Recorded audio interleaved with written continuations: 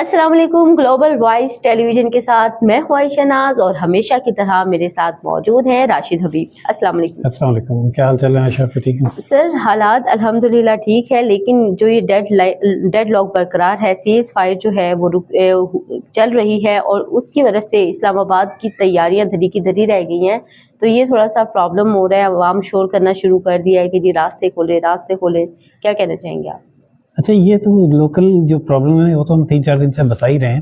مجھے پتہ چلا ہے کہ جو پاکستان کی پالیسی ہے اس کی وجہ سے بیرون ملک ممالک لوگوں کو بھی مشکلات کا سامنا ہو رہا ہے. اس پہ ہم بعد میں بات کریں گے. فی الحال جو ایک تازہ ایشو ہے وہ بہت ہی لیٹسٹ، وہ سولر پالیسی والا گورنمنٹ کی. بالکل. اس نے بھی کچھ عوام کی جن لوگوں نے سولر لگوائے ہوئے ہیں ان کو اس تشویش میں مبتلا کر دیا کہ سنا یہ ہے کہ جو سولر پینل جس نے لگوایا ہوا ہے وہ کہتے ہیں کہ چھت ہماری، خرچہ ہمارا، گھر ہمارا، اور سورج اللہ میاں کا ٹیکس حکومت مانگ رہی ہے. یہ کیا چکر ہے؟ آپ نے کچھ اس پہ کیا اسٹڈی؟ جی سر، آپ دیکھیں جب سے یہ جنگ کی سچویشن ہے، ایک تو فیول پرائسز انکریز ہو گئی جس کی وجہ سے انرجی بحران جو ہے وہ بھی جنم لے رہا ہے. آپ دیکھیں کہ کفایت شاعری کے نام پر پارلیمنٹ کی لائٹس آف کر دی گئیں، بچوں کو اسکول سے چھٹیاں دے دی گئی، ورک فرام ہوم کر دیا گیا اسی وجہ سے کہ انرجی کو بچایا جا سکے. اب لوڈ شیڈنگ بھی کر دی گئی تھی کہ لوڈ شیڈنگ کے بچانے کے لیے، سب کچھ سیو کرنے کے لیے. لیکن اب ہوا یہ ہے کہ کیونکہ اب گرمیوں کا آغاز ہو چکا ہے اور شہری گرمی سے بچنے کے لیے ہر کوئی یہ کوشش کرنا چاہ رہا ہے کہ سولر لگوا لیا جائے تاکہ گرمی سے بچا جائے. لیکن حکومت نے کیا حکومت نے اب سولر پہ لائسنس کا اجرا جو ہے وہ لازمی قرار دے دیا ہے. اور یہ جیسی ہی خبر ہمارے صارفین کو یا ہمارے لوگوں کو پتہ چلی تو سوشل میڈیا پہ بھی اس حوالے سے ایک ہائپ کریٹ ہو گئی. بہت سے لوگ جو ہے وہ حکومت کو طنزیہ انداز میں تنقید بھی کرتے دکھائی دے رہے ہیں.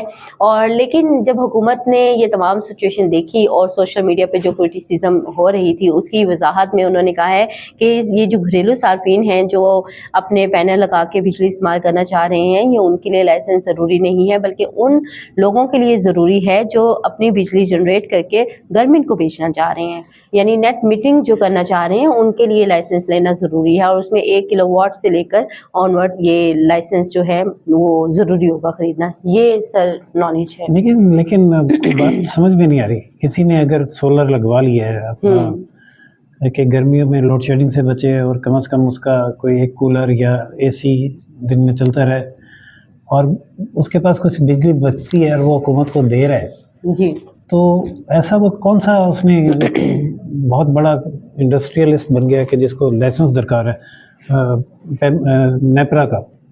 میں نے ایک جگہ کی یہ وضاحت اس ٹائپ کی پڑھی تھی کہ یہ غلط بیانی کی جا رہی ہے کہ وفاقی حکومت نے یہ کوئی ٹیکس لگایا ہے اور نیپرا ایک انڈیپینڈنٹ ادارہ ہے، وہ خود فیصلے کرتا ہے اور اس کے فیصلوں کی پابند ہوتی ہیں ڈسٹریبیوشن کمپنی جن کو کہتے ہیں، جن میں ساری آئیس کو، لیسکو، فیسکو آئی پی پیز کمپنی جس کو بولتے ہیں.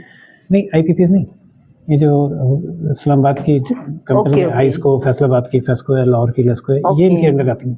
یہ پابند ہیں ان کے فیصلوں کی اور انہوں نے کوئی جو بھی فیصلہ کیا ہے اس سے وفاقی حکومت کا کوئی تعلق نہیں. میں حیران ہوں اس وضاحت پہ. اگر یہ واقعی وضاحت درست ہے تو اتنا پاکستان میں کون سا انڈیپینڈنٹ ادارہ ہے جس کا حکومت سے بالکل کوئی تعلق نہیں ہے یا حکومت اس کو پوچھ نہیں سکتی. یہاں پہ شتر بے مہار کام کر عوام اگر مشکلات میں شکار ہیں تو پوچھے کہ بھائی آپ ہمیں رپورٹ دو، کیا بنایا آپ نے، اور کیا یہ ادارہ پاکستان میں ہی آپریٹ کر رہا ہے یا پاکستان سے باہر آپریٹ کر رہا ہے جس سے حکومت کا کوئی لینا دینا نہیں ہے. اور سر یہ بھی ہے کہ اگر کوئی عوام سے تو ادارے سے نہیں بھی ہے، عوام سے تو حکومت کا لینا دینا ہے جن سے انہوں نے ووٹ لیے میں. ابھی مطلب عجیب و غریب ٹیکس لگ رہے ہیں. وہ پہلے وہ گوبر ٹیکس لگا، اب یہ سورج ٹیکس لگ گیا، کل کو پتہ نہیں کو دھوپ سیکنے پہ بھی ٹیکس لگ گیا کہ وٹامن ڈی لے رہے ہیں، سانس آزادانہ لے رہے ہیں شاید اس پہ دھوپ سے انرجی لے رہے ہیں اس پہ ٹیکس لگ گیا. اگر دھوپ میں کوئی بیٹھتا ہے یار میں اور وہ غلطی سے کہیے نہ کہہ دے کہ میں وٹامن ڈی لے رہا ہوں، اس کو بل پکڑا دیں وٹامن ڈی کا 1 گھنٹے کا. ویسے سر سوشل میڈیا پہ بہت زیادہ ریئیکشن آنا شروع ہو چکے ہیں. گورنمنٹ کو اپنی پالیسیز پہ غور کرنا چاہیے ورنہ عوام جو ہے وہ بہت زیادہ فیڈ اپ ہو رہی ہے. میں دیکھ رہی تھی کہ سوشل میڈیا پہ بہت زیادہ تنقید کی جا رہی ہے کہ یہ پہلی ایسی حکومت عوام دشمن حکومت آئی ہے جو چن چن کے عوام پہ ٹیکسیز لگا رہی ہے اور صرف جو ریونیو جنریٹ ہو رہا ہے وہ فیول کی بجلی اور گیس کی قیمتوں میں اضافہ کر کے نہیں صرف ان سے نہیں، ہاں اس میں بھی اضافہ کر کے ہو رہا ہے. لائسنس کا جو ایک سلسلہ چلانوں کو جو ایک سلسلہ شروع کیا ہوتا ہے، بائک والے کو پکڑ لیا اور سوزوکی والے کو پکڑ لیا، غریب آدمی کو کچھ اس کے پاس اس کا کوئی جرم ہے یا نہیں ہے. سر اس کے علاوہ لائسنس چارجز بہت بڑھا دیے 2000 کا جرمانہ اس کو ٹھوک دیا. ہاں لائسنس چارجز بڑھا دیے ہیں، پاسپورٹ کی فیس بڑھا دی ہے، اور پھر یہ جو بھی لائسنس آپ کو چاہیے ہوتے ہیں ان کی فیسیں بڑھا دی ہیں. بہت زیادہ عوام مشکلات کا شکار ہیں. تو گورنمنٹ کو یہ سوچنا چاہیے کہ الٹرنیٹ کوئی اور سبب جو ہیں وہ تلاش کریں، نہ کہ سارا پریشر جو ہے وہ عوام پہ ڈال دیں اور عوام کو اتنا دبا دیں کہ عوام کے اندر جو لاوا ہے وہ پھٹ کے باہر آئے اور گورنمنٹ جو ہے مشکلات سے دوچار خیر وہ میں اب یہ کہنا چاہ رہا تھا کہ دوسرے ذرائع اس کے یہ ہیں کہ ایکسپورٹس کریں، لیکن اب آج کل تو ابھی کیونکہ جنگ کی وجہ سے سارا کچھ بند ہے، ساری دنیا کی ہی معیشت متاثر ہو رہی ہے. لیکن ان ملکوں کی معیشتیں اتنی اسٹیبل تھیں کہ وہ یہ جھٹکا ابھی تک برداشت کر رہی ہیں. وہاں پہ کوئی مہنگائی کی لہر نہیں آئی، نہ یو اے ای میں، نہ ایران میں، نہ امریکہ میں. لیکن یورپ تھوڑا متاثر ہوا ہے فیول کی سپلائی کی وجہ سے. لیکن ایک اور جو مشکل پیش آئی ہے، جو ہم کئی دفعہ بات کر چکے ہیں، پچھلے 10 دن سے اسلام آباد راولپنڈی بند ہے. اس پہ جو جہاں سے انٹرنس پہ راستے بند ہیں، اس پہ کسی نے ایک تنزیہ قسم کی پوسٹ کر دی کہ ہمارے لیے تو یہ ترنول ہی اب نئے ہرمز بن گیا، جب جس کو دل کرتا ہے روک لیتے ہیں، جس کو دل کرتا ہے. تو اس کی اس پوسٹ پہ جو ہے وہ اس کے خلاف ایف آئی آر درج ہو گئی.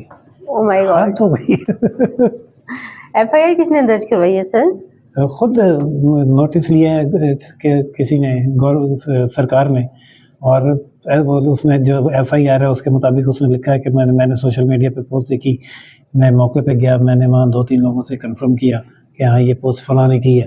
اچھا. تو اس کے بعد اس کی یہ ترنول کو اگر اس نے اپنے ہرمز کہہ دیا اس مشکل کی وجہ سے، یا مزاحین اس مشکل کی وجہ سے کہ جو ہو رہی ہے ترنول پہ بھی ہو رہی ہے، رباط پہ بھی ہو رہی ہے، سارا پنڈی اسلام آباد بھگت رہے، تو کیا اس میں کیا جرم والی کیا بات ہے؟ بالکل یہ طنز و مزاح تو چلتا رہتا ہے، اور قانون کے تحت اور جمہوریت کا حسن ہی یہی ہے سر، آپ ان تمام چیزوں کو برداشت کریں. اور حکومت کو تو اتنا بڑا دل ہوتا ہے، مطلب یہ کس قسم کا ان کے اوپر کیس کر دیا ہوتی ہے. تو تنقید کو دیکھیں کہ وہ صحیح ہے یا غلط ہے. اگر وہ غلط ہے تو اس کی وضاحت کر دیں، تو صحیح ہے تو اس پہ اپریشیٹ کریں، اس کے مطابق چینج کریں.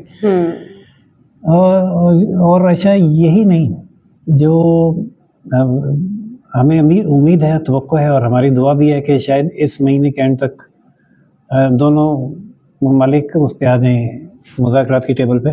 لیکن زمینی حقائق ایسے لگ نہیں رہے، اور اس کی وجہ سے جو پاکستان کی خارجہ پالیسی ہے، سنا یہ ہے کہ جو ہمارے یو اے ای میں پاکستانی ہیں، جو وہاں کاروبار کر رہے ہیں، جابس کر رہے ہیں، جن کے پاس ایون گولڈن ویزاز ہیں، وہ بھی مشکلات میں گر گئے. جو ہم نے پیسے تو واپس کر دیے ہوئی، اور یہ بھی کہا کہ یہ ہم نے کرنے ہی تھے، ہمارے تعلقات برادرانہ اور اقتصادی جاری رہیں گے. بالکل. لیکن جو زمینی حقائق ہے وہ یہ ہے کہ یو اے ای پاکستانیوں کے نہ صرف نئے ویزے نہیں دے رہا، بلکہ پہلے سے ویلڈ ویزے بھی رینیو نہیں کر رہا. اور اگر کوئی یو اے ای سے باہر جاتا ہے تو واپسی پہ اس کو پتہ چلتا ہے کہ اس کا ویزا کینسل ہو گیا. یہ بہت بڑا ایشو ہے. اب پاکستانی وہاں سے اتنا بڑا ریمیٹنس بھیج رہے ہیں، اور حکومت کے نوٹس میں مجھے نہیں لگتا کہ یہ نہ ہو. تو حکومت کو سفارتی سطح پہ اپنے جو پاکستانی ہیں وہاں ان کی پروٹیکشن کے لیے کوئی لائے عمل اختیار کرنا چاہیے. سر مجھے لگتا ہے جو یو اے ای میں پاکستان کے جو سفارت خانے ہیں وہاں تک تو یہ کمپلینس پہنچ چکی ہوں گی، اور وہاں سے ڈائریکٹ فارن آفس میں بھی پہنچ چکی ہوں گی. بتایا جا رہا ہوگا کہ وہاں پہ پاکستانی کو کیا کیا مشکلات برداشت کرنی پڑ رہی ہیں. تو پھر اگر حکومت اس پہ ایکشن لیتی ہے یا کوئی ایسی اسٹریٹجی بناتی ہے کہ یہ تمام مشکلات جو ہیں وہ پاکستانی کو فیس نہ کرنی پڑے، یا گورنمنٹ سے بات کرتی ہے یو اے کی، تو یہ زیادہ بہتر ہے. ورنہ لوگ جو ہے وہ پہلے ہی مشکلات کے شکار ہیں. وہاں پہ میں نے سنا ہے کہ کٹس بھی لگ گئے ہیں، جو ملازمین تھے ان کی سیلریز پہ کٹ لگ گئے ہیں، مہنگائی ہو گئی ہے. وہ تو ایک ایشو تھا لیکن اب ویزے کا جو ایشو بن رہا ہے یہ بہت خطرناک ہے، خطرناک بھی ہے، سیریس بھی ہے. تو اس پہ تو پریورٹی پہ ہماری گورنمنٹ کو نوٹس لینا چاہیے. لیکن ہوتا یہ ہے، اچھا ایک دفعہ ایک صاحب سے بات ہوئی تھی، کیونکہ یہ پرانا ایشو ہے، یہ ویزے نہ لگنا یا رینیو نہ ہونا جنگ سے پہلے سے چل رہا ہے. تو ایک صاحب کی بات ہوئی جب یہاں ہمارے اوورسیز پاکستانیز کی منسٹری میں، تو انہوں نے کہا کہ آفیشیلی تو ہمارے پاس ایسی کوئی رپورٹ نہیں ہے، اگر کسی انڈیویجول کی کوئی مسئلہ ہے تو بتائیں، ہم حل کرا دیں گے۔ اب آفیشیلی وہ اس لیے نہیں ہوتی کہ یو اے ای آفیشیلی کوئی ایسی پالیسی ڈکلیئر نہیں کر رہا کہ ہم پاکستانیوں کو ویزے نہیں دیں گے یا کینسل کر رہے ہیں یا رینیو نہیں کریں گے، یعنی اندر ہی اندر کام ہو رہا ہے۔ تو لیکن ہو رہا ہے یہ۔ اب وہ جب تک آفیشیلی نہیں ہوتا تو گورنمنٹ آف پاکستان ایکشن میں نہیں آتی، لیکن اگر ایک دفعہ وہ یو اے ای ایمبیسڈر کے ساتھ بیٹھ کے معاملات کو طے کر لیں، پوچھ لیں اور بتا دیں کہ شکایات جو ہیں، کو دیکھ لیں ہمارے ساتھ کیا مسئلہ ہے آپ کا۔ وہاں پہ جو لوگ موجود ہیں ان کا یہ خیال ہے کہ جو پاکستان کی اس جنگ میں پالیسی ہے ٹوٹلی اس کی سعودی عرب کی جانب ٹلٹ اور ایران کی، اس سے یو اے ای تھوڑا سا نالاں ہے، اور پاکستان کو چاہیے یہ تھا کہ نیوٹرل رہتا، لیکن ٹھیک ہے پاکستان کو ایک موقع ملا، ایسے مواقع بہت کم ہوتے ہیں کہ لیکن سر کسی ملک نیوٹرل کو رہ کے بھی آپ دیکھیں نا، اب جو جنگ ایٹمی جنگ کے دہانے پہ کھڑی ہوئی تھی اور پاکستان اگر اپنا کردار ادا کرتے ہوئے اس کو رکوانے میں کامیاب ہوتا تو وہ تو سب کے لیے بہتر تھا، وہ یو اے کے لیے بہتر تھا، وہ عمان کے لیے، وہ قطر کے لیے، وہ سعودی عربیہ کے لیے، وہ باقی جو ممالک خلیجی ممالک ہیں اور مشرق وسطیٰ کے لیے، سب کے لیے بہترین تھا۔ اگر خدا نخواستہ یہ ایکٹ ہو جاتا تو نقصان کس کو ہوتا؟ اس میں پاکستان کا خود کا بھی نقصان تھا۔ میں بھی یہی کہہ رہا ہوں کہ ایک موقع ملا پاکستان کو، جیسا دیگر ممالک کو ملا کہ اپنا ایک صلح کرائے، اس جنگ کو رکوائے اور دنیا میں اپنا ایک نام بنا لے۔